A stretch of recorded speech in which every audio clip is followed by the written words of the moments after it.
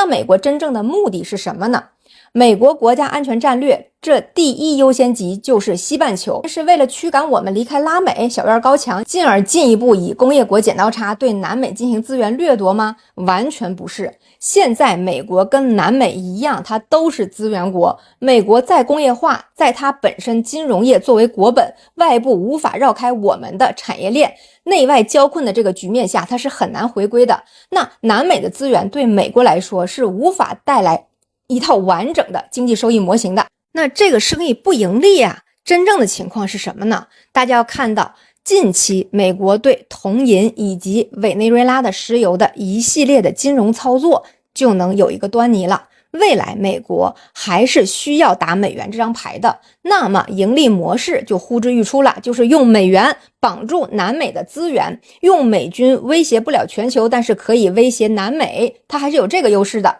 而这些大宗商品最大的买家就是中国。以白银来举例啊，现在作为光伏、电动车、汽车、算力中心都需要的原材料，其工业需求的缺口正在逐年扩大。那么通过影响白银现货价格，就可以影响第二年的协议价格，从而让我们多付钱，美国就能赚到本来进入南美国家口袋的钱，这个盈利模式它就成立了。美国它不是变好了，而是变穷了，需要一些快点赚钱、好风凭借力，又不用把美军的底裤露出来的好办法。这个收益模型加上美国对南美长达200多年的控制和渗透，它会有各种方式可以在南美到中国这个原材料到最大制造业国家的这个物流资金流里面来截取利益，可以说控制了南美的矿产，且保障我国的制造业的需求，就间接给美元提供了支撑。美元才是美国未来3年的命根子，也是川普2026中期选举、共和党2028选举的重要保障。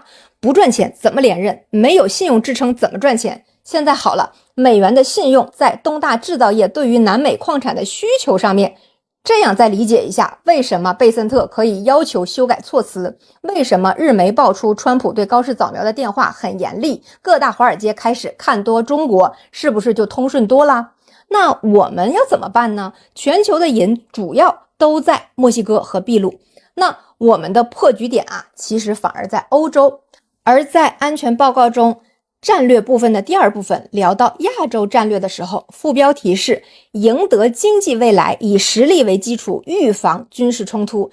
也就是被广为解读为第一次提及在第一岛链组建军队的表述所在的这个段落。如果建立在前面我说的这样的一个盈利模型基础上，再来看亚洲部分以及和之前表述的差异，就会有更清晰的不同的答案。明天内容继续解读，加个关注吧，明天更新不错过。